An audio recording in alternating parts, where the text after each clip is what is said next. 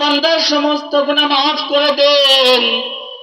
ইন্নাহু হুয়াল গফুরুর রহিম।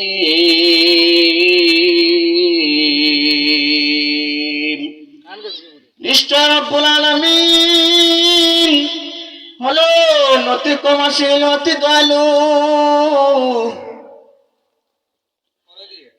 নবীজি বলেন, এই আয়াতটা যখন নাযিল হয় আমার গুনাহগার উম্মতদের ব্যাপারে,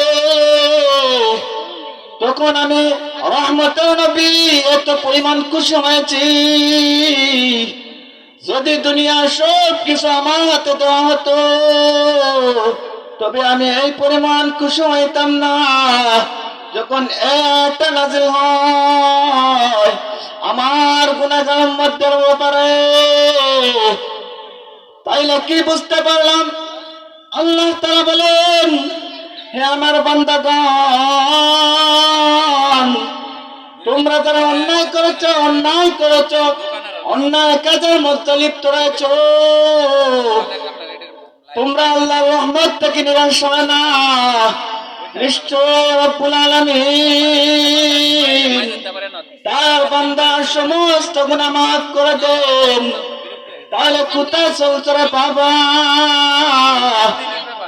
আজ থেকে প্রভুর কাছে মাফ চাও আর বলে, হেদার মালিক আর জিন্দেগিতে কোনোদিন গুনাহ করব না, আল্লাহ ওয়ালাদের বিরোধিতা করব না, মা বাবার বিরোধিতা করব না, আলেম ওলামাদের বিরোধিতা করব না।